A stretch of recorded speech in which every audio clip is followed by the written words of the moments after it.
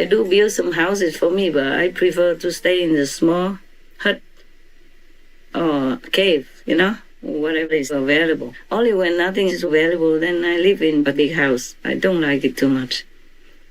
I don't like to ask people to help me clean all the time. But the big house, you must clean. I like cleanliness. If a big house and I don't want people to come cleaning, then I have to clean. Yes. I feel better in the smaller house. And especially when I have a lot of work to do, then I can concentrate better because I don't need to worry too much about cleaning the house. It takes only 2 minutes to clean a little hut or maybe a tent or a cave. Yes, it takes hours, at least 1 hour, 2 hours to clean the big house, like the house that I had that they built for me. Yes.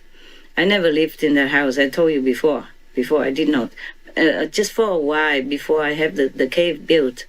I lived there for a while, but I never liked. And it's after the cave was built. Before that, I lived in a tent, and they took the tent away. They demolished all the grass and the flowers that's natural around me, and I came back. I don't have anything. Then they built a big house for me. Only a 2-story building, but threatened to even build an escalator or so. I was laughing. So I stayed there for a while, and then after the cave was built, I moved to that cave, and I never came out. I never wanted to go to that house. Unless sometimes when some people have to come, and then my cave is too small. So I went there just for a meeting, and then went back to my cave. Only after I came back, the first time came back after 10 more years, then the dogs come in, so I had to use that house for dogs also. But now, because I don't have dogs living around, I need to work a lot and meditate intensively on retreat, so I choose a small place again, which is very good. It's getting smaller all the time.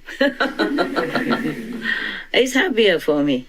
I don't have to spend a lot of time for labor work. And I'm happy in it because everything is nearby. I don't have to go far to search for things and forget where it is. Here, I cannot forget anything. It's right there. It's always around.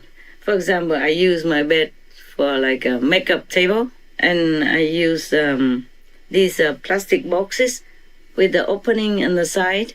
I use them to put under one piece of wood. Then that is a bed. And because that is a bed, and I can open and put my things in it. So if I put a sofa, then there's no room underneath.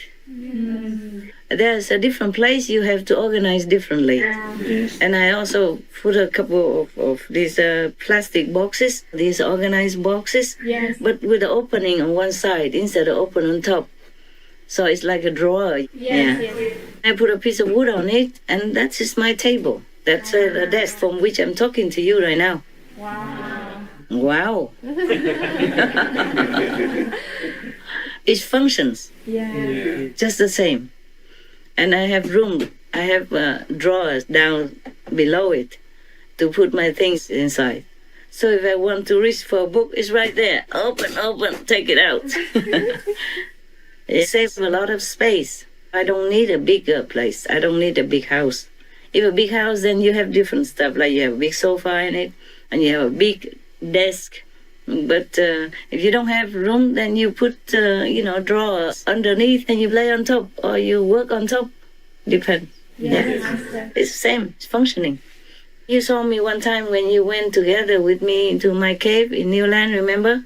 Yes. I have one, those steps they make the plastic to step on, but it's like a chair also, because it's short and it's just a few steps for you to maybe climb to the shelf to take some books or something. It's not a serious kind of a ladder, no?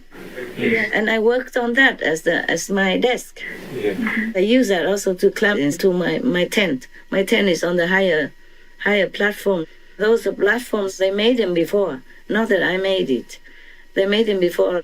The old ex-owner, they put statues on it because there was like a resort. People came to have fun and to bow to Buddha statues and all that. After they sold, they removed all the statues away, and I occupy. My tent is kind of high for me. So if I put the circle steps next to it, I can step and go to my tent on the high level there, high platform there. Then when I don't need it, I take it out, use it as a desk. It functions. It's all the same. Yeah. You still can work on it. Yes. The things are only good if they function. Yeah. So it doesn't matter. One of you criticize, say, oh, we have a better desk. I say, no. Remember? One of your brothers keep looking at it. I say, what are you looking at?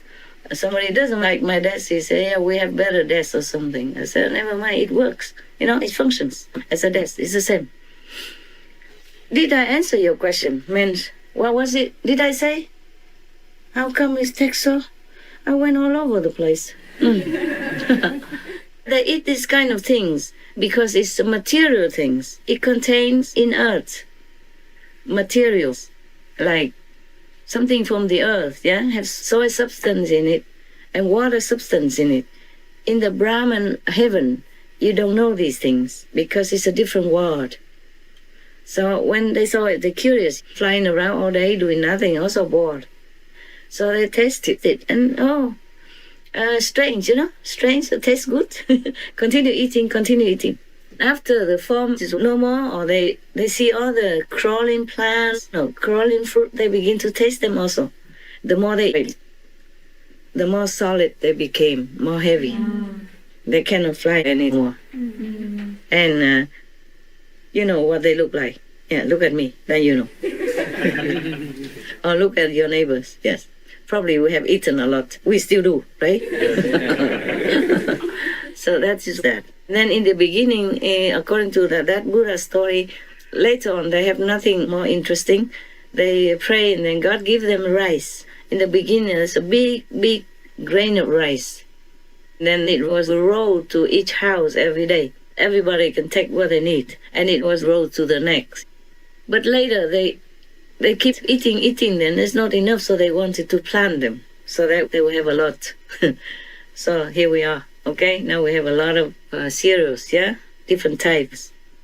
The beginning, and then afterwards, they organize it, they plant it, and then they put all in one store. Anybody who needs just goes there and gets.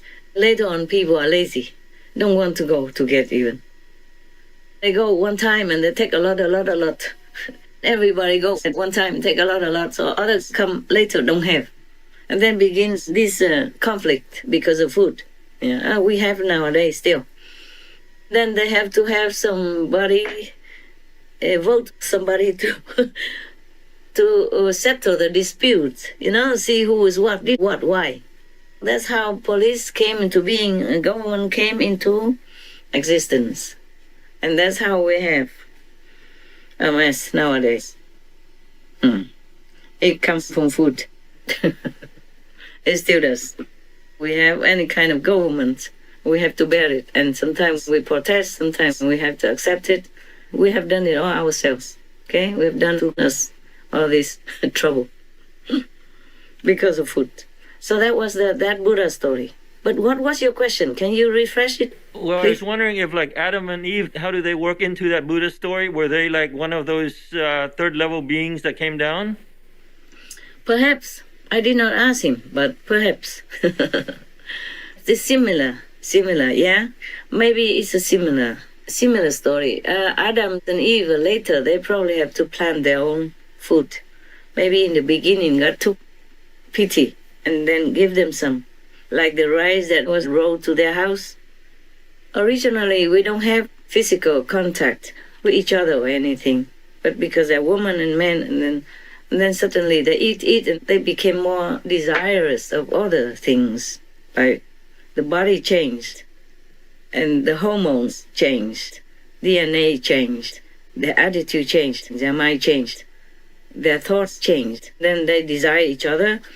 And they couple with each other, and then other people who did not do it yet, they say, oh, how come, what are they doing? Why are they doing that? Oh, this is not very good looking. It's not dignified. So they're hiding.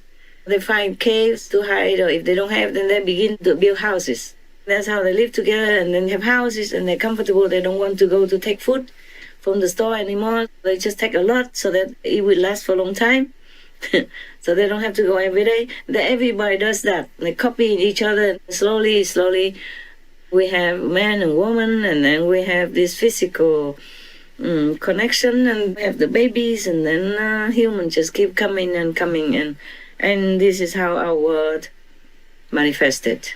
I guess Adam and Eve in the beginning also similar like that. Maybe they found anything to eat. Maybe leaves or fruit, anything. Slowly, if they discover, if they walk around, they probably find something, and then they will try.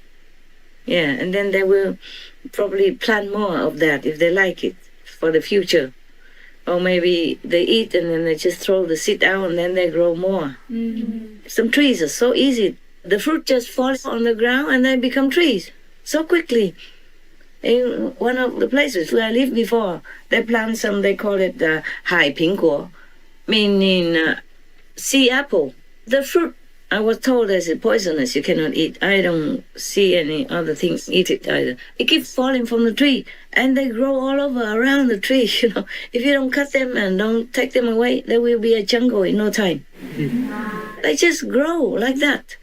Just fall on the ground, and the flesh and the skin becomes rotten after a while, and then they just grow up so fast, so fast.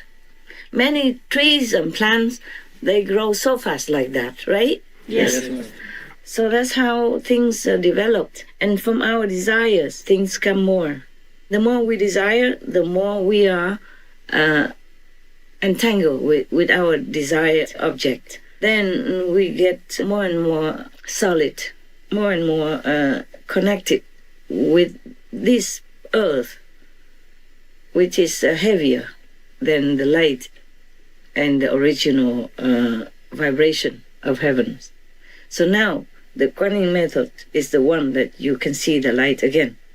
You can connect yourself back to the vibration, original vibration.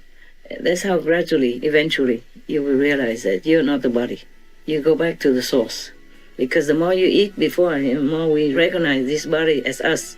That's what we say. We say, I do this, I do that. I am hungry. The body is hungry, not you. Yes, that is the thing. I don't know if I answer your question correctly, okay or not? Yes, Master. Thank you, Master. You happy? Yes. Yes, Master. Thank you.